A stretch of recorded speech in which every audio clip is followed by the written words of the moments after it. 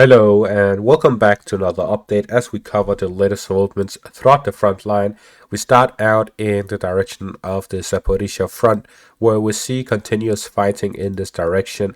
According to the latest reports, there's been no territorial changes, but the Russian forces are pressuring the Ukrainian ones in the direction of Verbove and to the east of Novorokopivka, while the Ukrainian forces are pressuring the Russian forces west of Robotene and north of Kopani.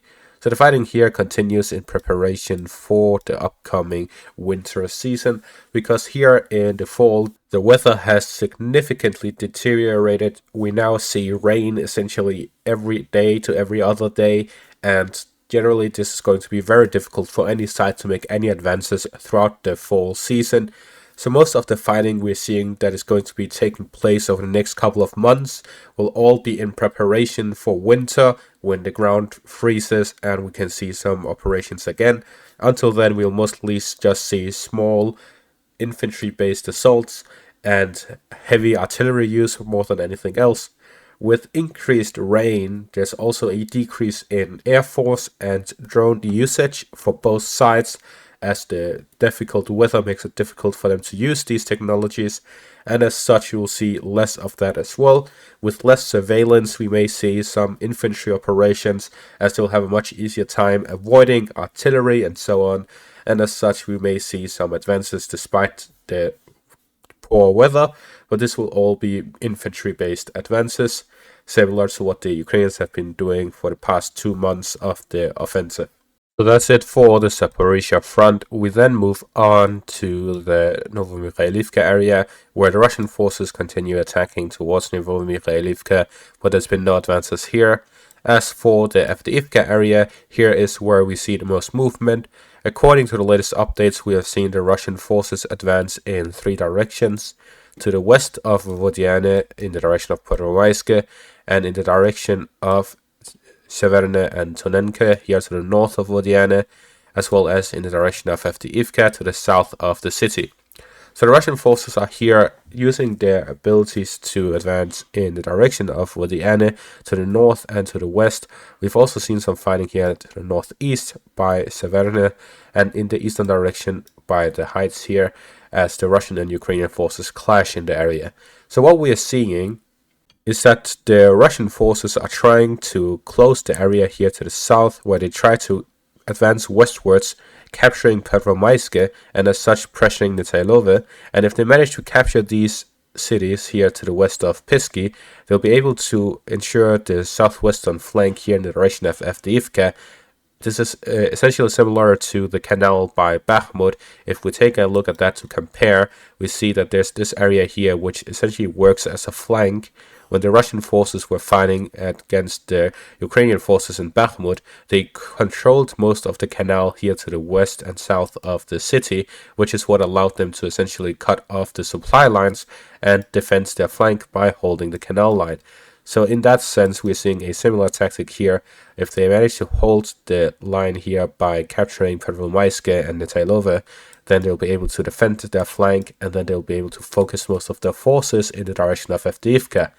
The reason for this, and the reason why I mentioned this, is that the Russian forces with this Battle of Avdiivka don't plan on a quick victory.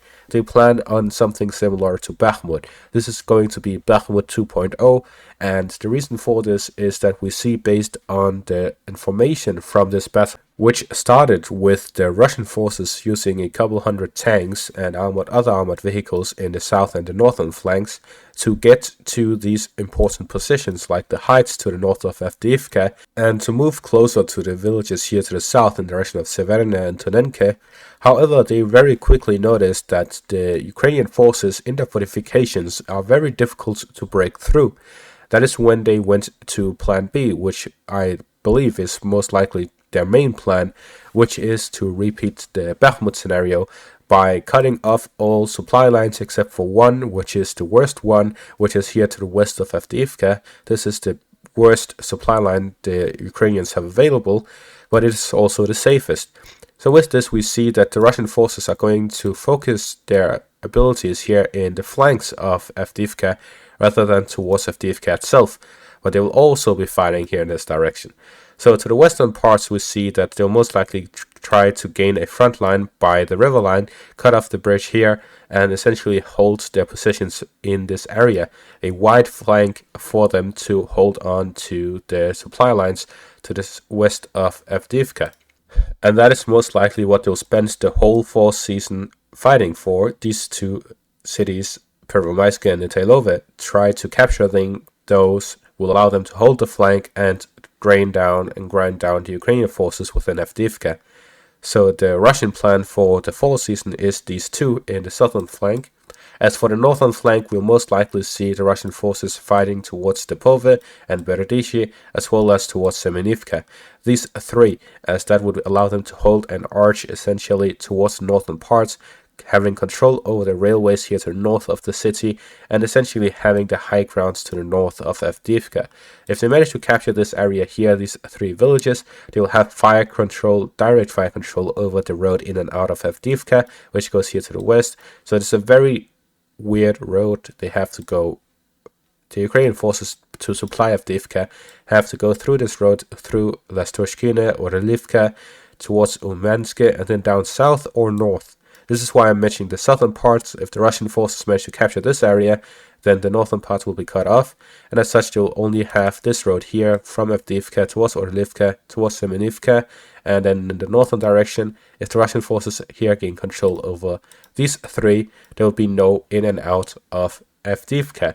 So most likely we'll see them focusing their forces on Nitailove, Pervomaiske, and Stepove and Berdishi. These four are the main targets of the Russian forces, while at the same time they'll be fighting here in the southern parts towards Severne, towards Tonenke, and in the direction of Avdiivka itself to pressure the Ukrainian forces in the area as much as possible by fighting them head on, which allows them to spread out their forces enough to make advantage of their numerical superiority in the area.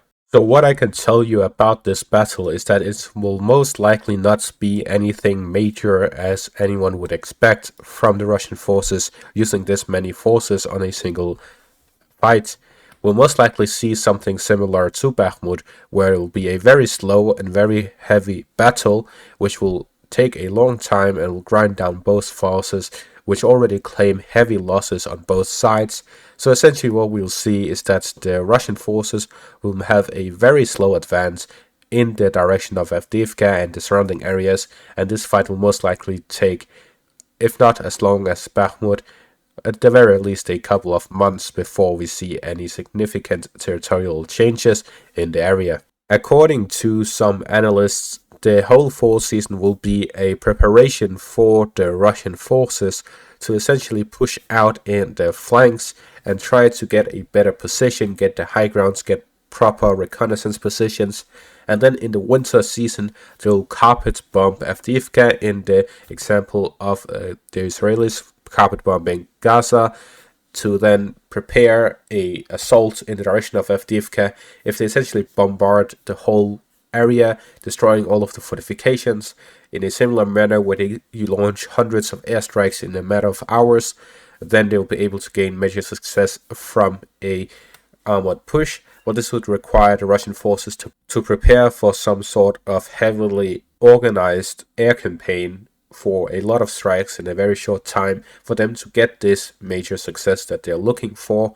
Other than that, we'll likely see that the Russian forces will just slowly advance, similar to the scenario of Bakhmut. The reason why the Russians haven't already done this is because such a campaign requires a lot of organization, a lot of training, and so much more.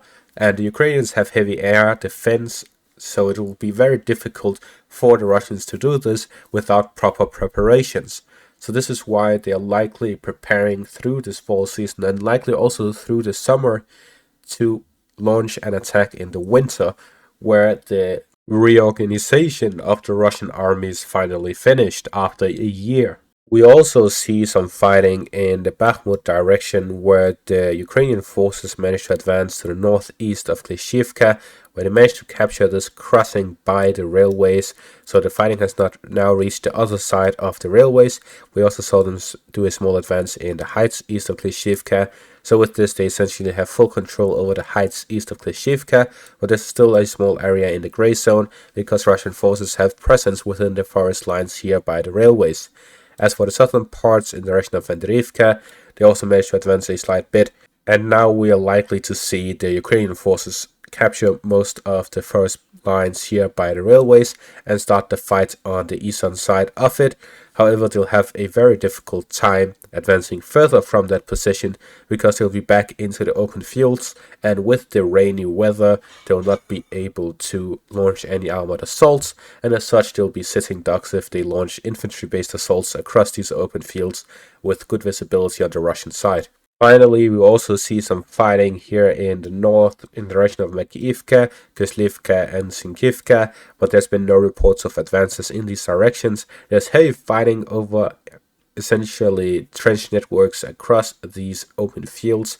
Although we don't see them on the satellite imagery, there is a lot of trench networks and fortifications in the forest areas and in the open fields to the east of Sinkivka. So in this direction, we see a lot of fighting over these trench networks and fortifications, but we do not have any clear visuals of those areas as the satellite imagery is not up to date. We've also seen some new significant reports, and that is that the Ukrainian forces have launched 2 assaults on Russian air bases in the back line, both in the direction of Berdyansk and Luhansk. And according to the Russian sources, this is most likely ATACMS missiles from the HIMARS systems. These are the missiles who are more advanced than the usual HIMARS missiles and have a range of up to 200 kilometers. So this is essentially from Azovstal to Kerch, or from the back line of the front and towards Berdyansk and Luhansk.